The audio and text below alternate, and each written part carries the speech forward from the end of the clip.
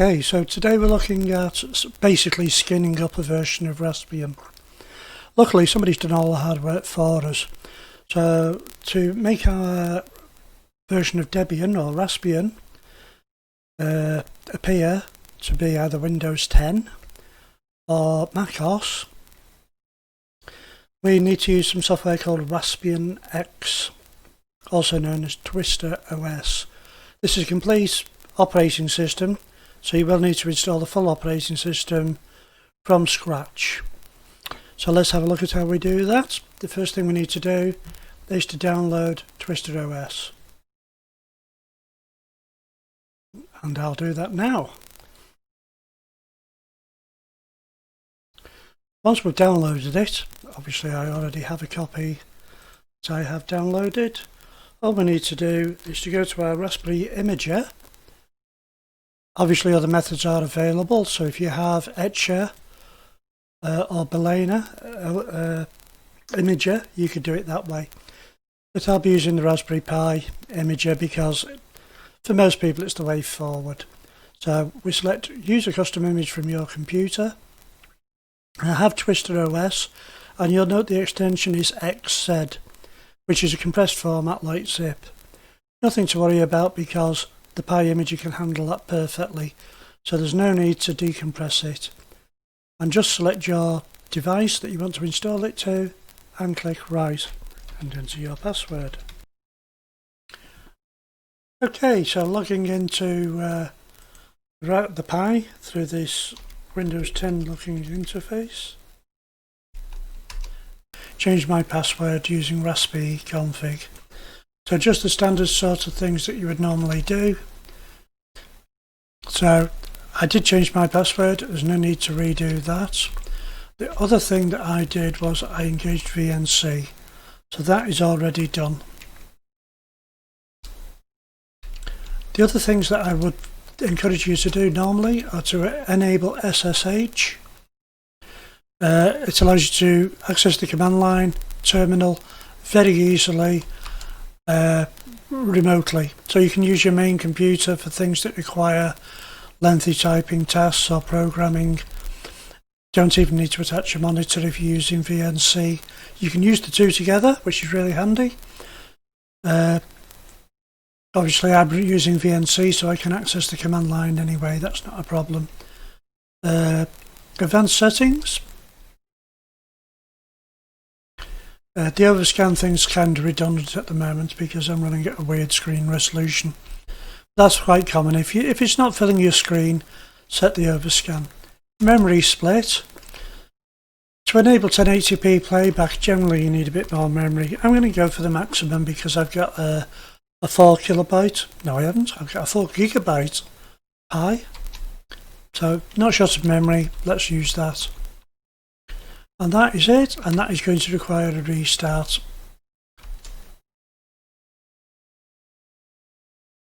Sometimes VNC doesn't like reconnecting, but generally, there we go.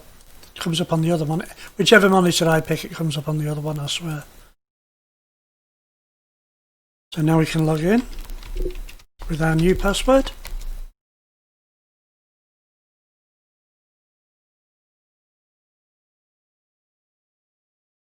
And VNC's acknowledged that we are connected. Oops. Just wait for that to finish. Yeah, so VNC's acknowledged that I've connected. It is possible to log in on the VNC Connect program on the host machine and memorize all these IP addresses and credentials, which is really, really good. But you can close that, the server will run in the background, and we can start having a look around. So obviously this is the Windows 10 mimic, and the logo is a combination of the Windows 10 blue rhombus with the Pi thing in it, the Pi logo. And they've changed all the icons and everything so that things don't run exactly the same as Windows 10, otherwise Microsoft would be knocking down their door. This suspiciously looking Microsoft Office obviously brings up LibreOffice. And again, it'll be quite fast because I'm running a 4 gigabyte Pi and a USB stick on the USB 3 port. So that's pretty optimal, and again it's slightly skinned in a dark theme to look like Windows 10. But familiar territory.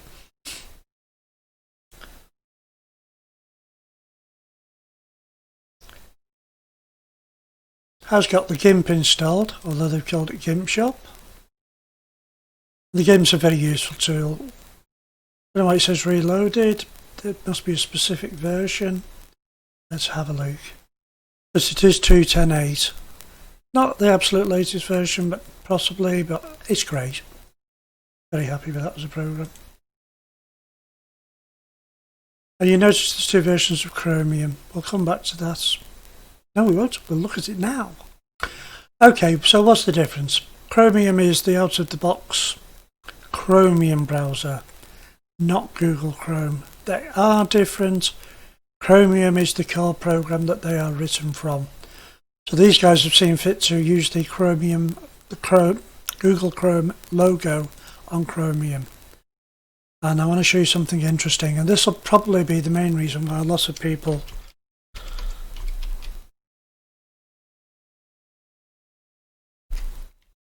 will upgrade. We always had a problem with the Raspberry Pi that we couldn't play our Netflix. Oh joy, oh joy, oh joy. So one of the things that these guys have incorporated, and it's not theirs, but they have incorporated it, so full credit to them for that, is to update the digital rights management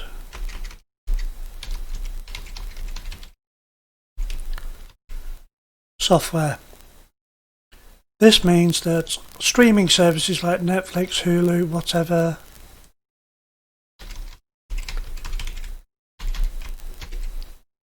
should work if you can remember your password. I'm well known for my lack of remembering passwords when I'm doing a video. So I'm going to just pick the first video out of the box. That flash demo always seems to work. But here's what we've really been waiting for. And yeah, this buffering, it's always a bit slower, and the video quality is not going to be up to scratch because we're watching through real VNC. So that's going to limit the frames a second. I can assure you I've tried this directly and it is fine. If I hook the monitor up to it now, this would be at a much higher frame rate than what we're viewing. But we've got Netflix, we've probably got Hulu or whatever your streaming service is, and it all seems to work very well. So big bonus point for that. Get an even bigger bonus point if I don't close the VNC. And to close that. Thank you. Couple of other things of interest.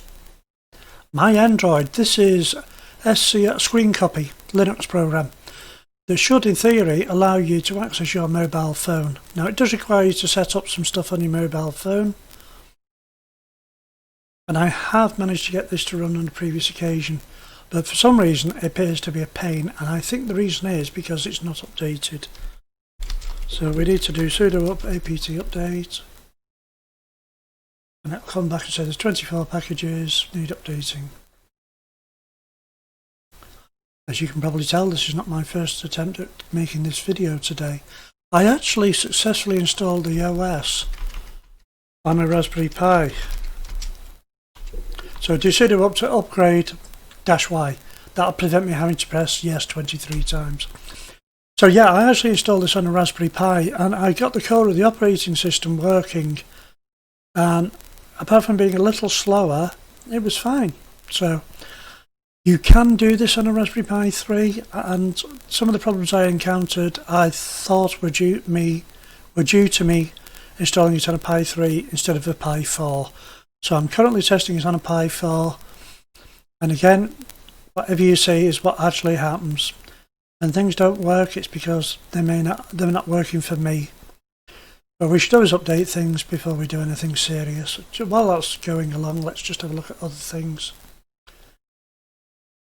So after we get that working, Screen Copy, it's a great program. My partner uses it quite a lot, so she can access a mobile phone from Linux. RetroPie, again, a well-known retro gaming system. Going to save you a lot of time because it's pre-installed. All you've got to do is drop some ROMs in, and I'm going to do a feature on that. Steam, if you're a gamer, you'll know Steam. I'm not a gamer, I'm not even going to go there. But this is running through Wine, the implementation. There's a README file here, which would have saved me some time if I'd read it before I made this video. So, the best of Raspbian, Nighthawk Edition, and IRaspbian. And IRaspbian is the Mac looking version. Please do read this, unlike me, and it'll save you a lot of messing around. Each of these programs has got a few notes as to how it works, and they are really good programs. The other thing we've got is Commander, and this allows us to see quite a few things. This is one of the reasons why I realised that this was designed to be run on the Raspberry Pi. We can look at the processor details, and indeed there they are. We can look at the bootloader, very useful again, so we can have a quick glance at that. You can't alter it from here, but it's showing you what you're running. Network again, find your IP out if you use an IPv6 and who is. Certainly on a local network there's no reason to use IPv6. And then overclocking, and this is one of the things that made me realise it was meant to run on Pi 4s only. Overclocking is for advanced users, do it on your own risk, not at your own risk. This can allow you to set the CPU frequency, the GPU frequency and the overvoltage. The first thing I noticed was that they are proposing that we run it at 2 GHz. Nothing wrong with that, but it wouldn't work on a Pi 3. So why on earth would we not attempt this? And they recommend overvoltage 6. I've heard values of 4 and 6 mentioned. Don't see anything wrong with that at all. They are tiny increments, about 50 millivolts or so. Overclocking is one of those things that you do in tiny increments. Somebody's done the work for us. We can certainly try it as a start point. So we'll apply that later and reboot it.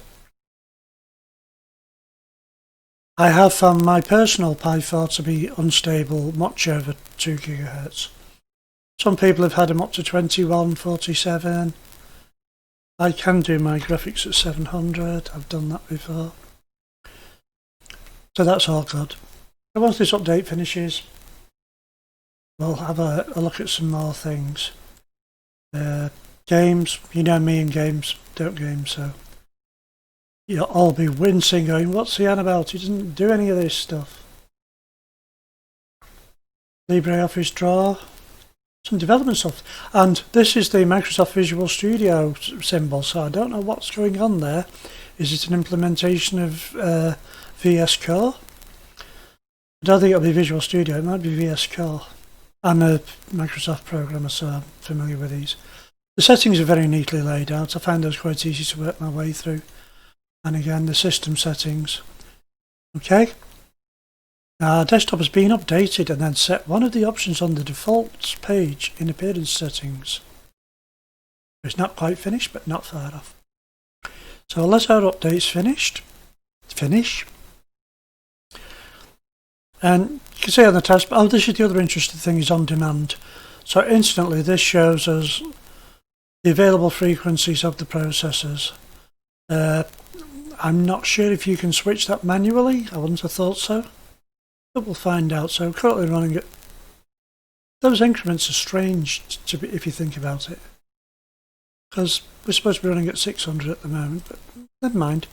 Okay, so that update is complete. We need to do a reboot, so we'll go do a reboot. Okay, you're probably noticing I'm editing this in slightly after the fact. The commander for overclocking, what you have to do is click that.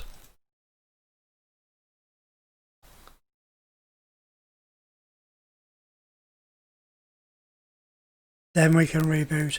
That's saving the values. That's going to reboot it. That's what I was doing wrong. What we really want to know is our 2 GHz. There we go. Sorted. What the heck does IRaspbian look like? So we've got this other logo. Want a different look? This will change your current theme to IRaspbian. Press enter to continue. This will require a reboot. Okay, so very pretty, but let's do this. There we go. Oh look, a apple pie, a something pie. Same password obviously, it's the same intrinsic operating system, so any programs you install on one will be there on the other. It's just a skin. So you can impress your friends and have Windows 10 one week and Raspbian the next. Well, not Raspbian, you can't get back into That is my only criticism, you can't go back to the Raspbian desktop. Now, it's chosen a screen size that's not 100% compatible. So let me see if I can fix that.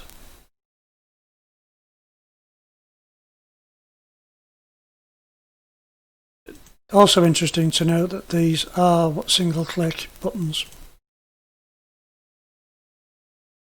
Right, happy days. So you've got all the same stuff on the desktop, you've got the same README file which you should read.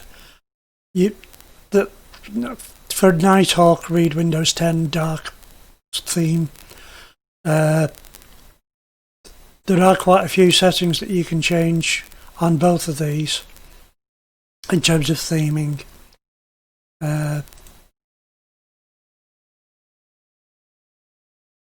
the same shortcuts, they're just organised differently. All the familiar things work here, so what do we get for App Launcher? Because I've not tried this.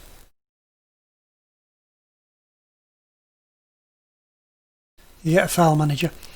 Okay, these buttons are okay, they're on the left hand side, and viewers will know that really annoys me.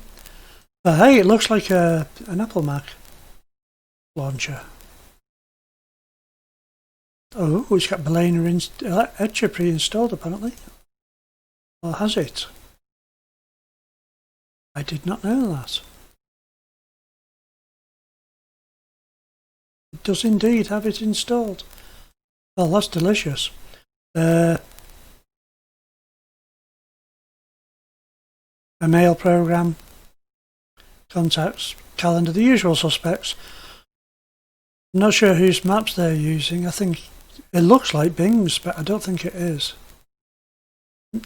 I doubt very much it's Apple. Oh, it's OpenStreetMap. That could be useful.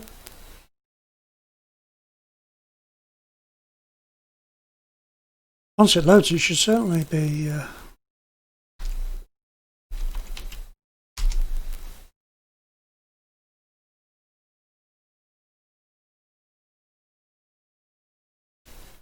London, England. There we go. So yeah, great mapping system, like that.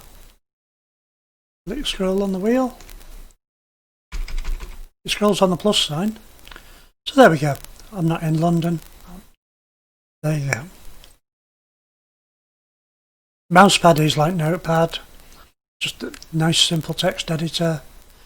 Handy thing to have. The screen one maximizes, that minimizes, and I have no idea on these. Does that? Yeah, that. I always wondered how you did that. Yeah, that maximizes and reduces. Okay, that's cool. There's an image viewer, there's a media player, there's VLC, LibreOffice again, LibreOffice Calc GIMP.